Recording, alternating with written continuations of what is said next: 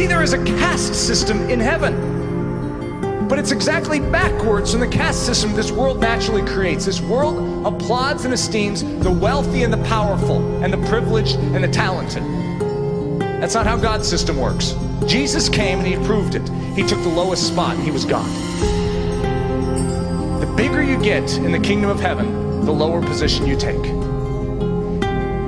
The special ones in God's kingdom are the weak ones. The ones who can't fight for themselves, the ones that can't speak for themselves, the ones that don't have someone to feed them, the ones that don't have someone to protect them. And Jesus says those are the prized ones, and you treat them as the royalty here on earth.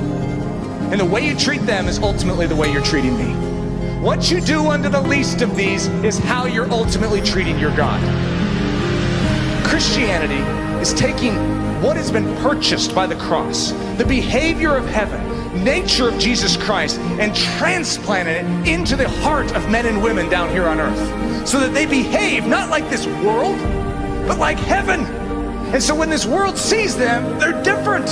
There is something odd about them. They are from another realm. What does it look like? It's noble. It's brave. It's courageous. It's selfless. It is willing to spend itself for the weak. I was doing some study on Liberia. If you want to be disturbed, start studying Liberia. This 4-year-old boy who's sitting on the side of the road, no one to comfort, no one to take him in, no shelter, no food, nothing. So in the middle of that night, I wake up. And it's like God had already deposited a question. It was waiting to meet me when I popped awake in the middle of the night, 2 in the morning. I had this picture of this little boy in Liberia in front of me. And God asked me a question. What if that was Hudson, my 4-year-old? Eric, what if that was Hudson? You don't mess with the Father's heart. What if that was Hudson?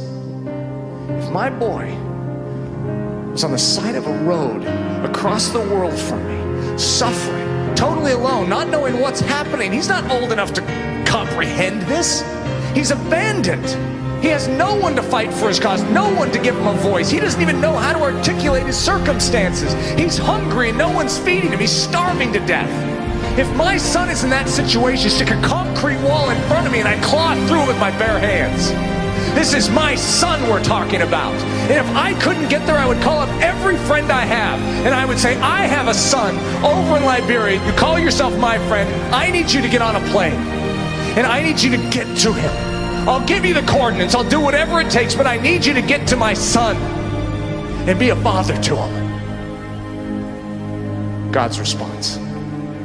Eric, that's my Hudson.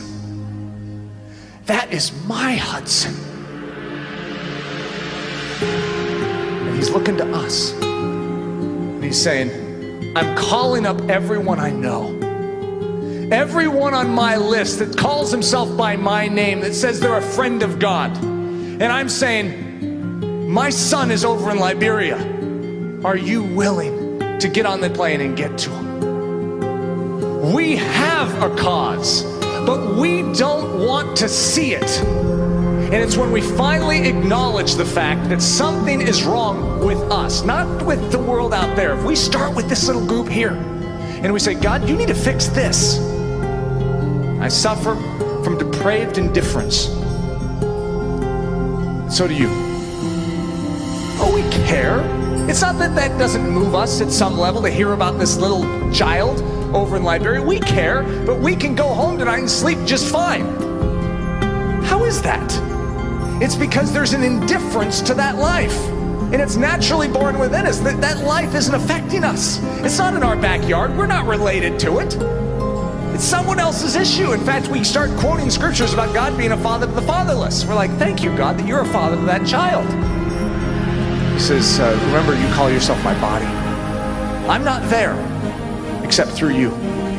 Your hands, Eric, those are my hands. Your feet, those are my feet. That heart, that's my heart. And if it's not beating, my heart's not beating on this earth anymore. I work through my body. I'm a father to the fatherless through my body. I rescue the weak and the vulnerable through you.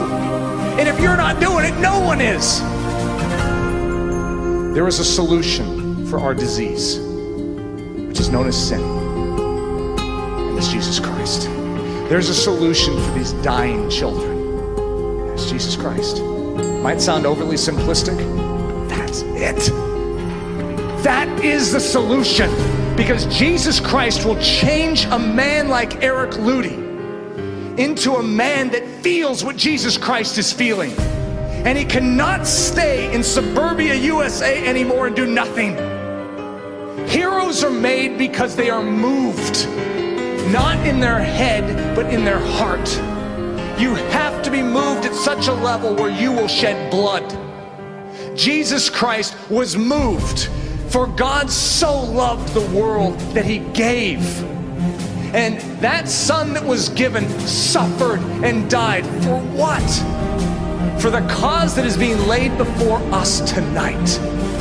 It wasn't head knowledge about the disaster taking place in this world. It was life abandonment unto the cause of those that are dying, unto the eternal souls that are around us. Do we care at the level God cares? Do we carry a burden? When we go home tonight, will we grieve over the fact that those children are God's children, and he is longing for an advocate to stand up and say, I'm willing, God, to fight for what is yours. I'm willing, God, burden me. When Jesus was in Gethsemane, you know what he was there for? He was there for life.